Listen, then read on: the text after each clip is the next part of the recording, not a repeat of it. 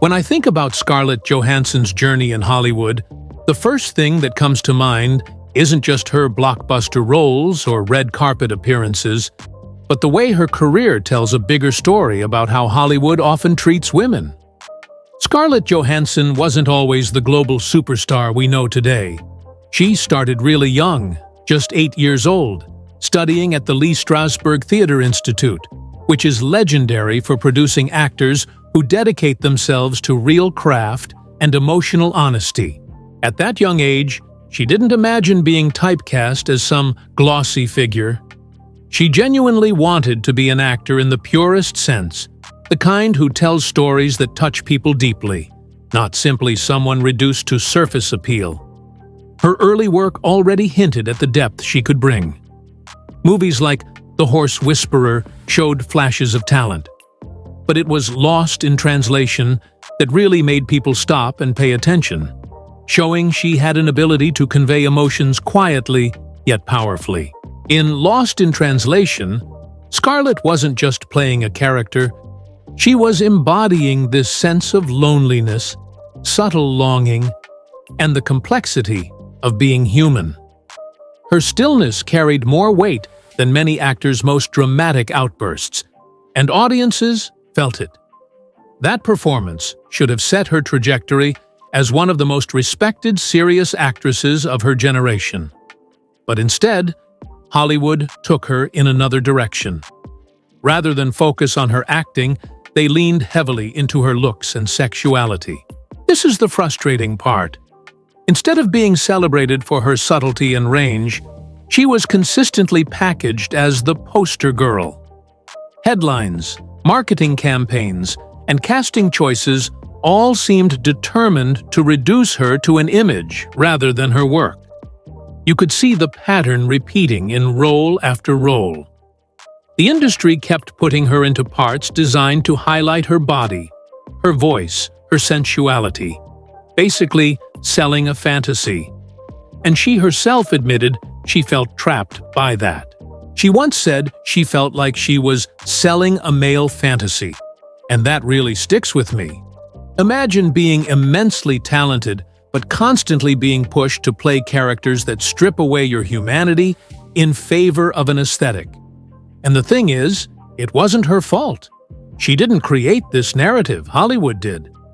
Producers, marketers, even media outlets pushed this image relentlessly, and she had to live with the reality of being boxed into it. What makes this more heartbreaking is that she wasn't just a passive figure in all this. Scarlett actually wanted to break out, to push against the stereotype, but the industry had such a formulaic approach that it was like hitting a wall. But then, Marvel happened. And whether you love or criticize the franchise, it was Marvel that ended up saving Scarlett Johansson's career in a way few people realize. Black Widow wasn't perfect, but it gave her a different platform. As Natasha Romanoff, she finally got a chance to explore complexity within a mainstream character. Yes, she was still sexualized, especially in early portrayals, but as the Marvel Universe expanded, Natasha became layered, vulnerable, and deeply human. She wasn't just a love interest or a prop to male heroes. She grew into a central figure whose sacrifice and choices shaped the Avengers' story. Audiences connected to her not for her appearance, but for her courage, strength, and sacrifice. What I think is fascinating is that Marvel, ironically a blockbuster machine, gave her the breathing room to show what Hollywood arthouse films wouldn't let her. She could exist as both powerful and empathetic, without being reduced. And in interviews during that era, Scarlett herself seemed more comfortable with the character's evolution. She talked about how Natasha was written differently over time, less about posing and more about storytelling, which reflected her own growth as an actress.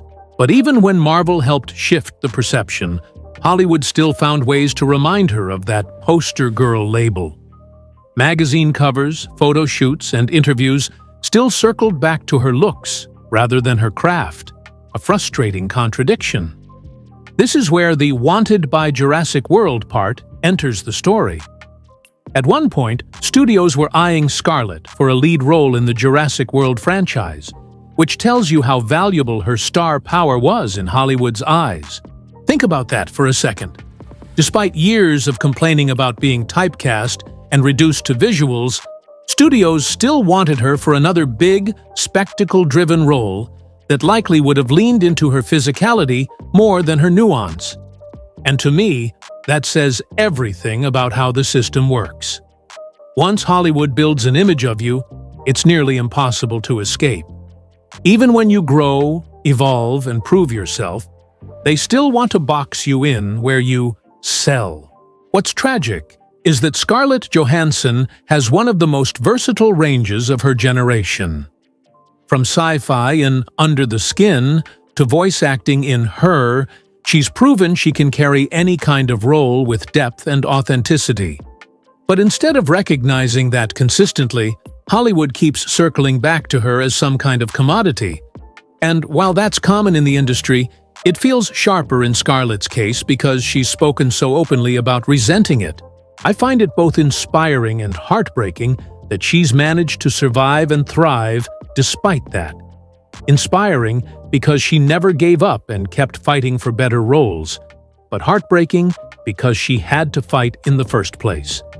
It makes me think about how many other actresses get trapped in that same cycle, never getting the chance to break free.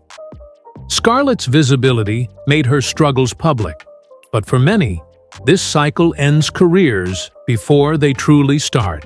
That's why when people say Marvel saved her, I completely agree. Without Natasha Romanoff, Scarlett might have been written off by Hollywood as a passing face rather than a lasting talent. Marvel gave her longevity, even if imperfectly. And while Jurassic World didn't ultimately happen with her, the fact she was courted for it says she's still wanted by studios chasing spectacle. That shows her dual identity: artist seeking meaning, and commodity Hollywood wants to market. If you ask me, Scarlett Johansson represents a bigger fight about what it means to be a woman in Hollywood. She's someone who started as a child actor dreaming of depth, but spent years being told she was just the fantasy. Her story also shows how much persistence matters. Even when she was frustrated, she didn't quit. She didn't walk away. She kept showing up, taking risks, and pushing into spaces that eventually let her redefine herself. And now, with more experience and control, she seems more intentional about what projects she takes. She's producing, she's speaking out, and she's refusing to just be that one-dimensional figure Hollywood once wanted her to be. That transformation is powerful. From the young girl at Lee Strasberg, to being used as a poster girl, to being saved by Marvel, and even being eyed for massive franchises like Jurassic World, her career arc is nothing short of fascinating. I think what keeps people invested in Scarlett isn't just her roles, but her humanity. We've seen her frustrations, her candid interviews, her vulnerability, and that makes her someone audiences root for beyond the screen. At the end of the day, Scarlett Johansson's story isn't just about one actress. It's a mirror reflecting Hollywood's deeper flaws, and at the same time, it's proof of resilience. She refused to let herself be only what they wanted. And when you look at her legacy now, it's not just about how she looked on a poster. It's about the risks she took, the moments she fought for meaning, and the fact she outlasted a system that wanted to flatten her identity. Scarlett Johansson is more than Hollywood's poster girl, more than Marvel's Black Widow, and more than a franchise prospect. She's proof that real talent survives, even when the system tries its hardest to reduce you into an image.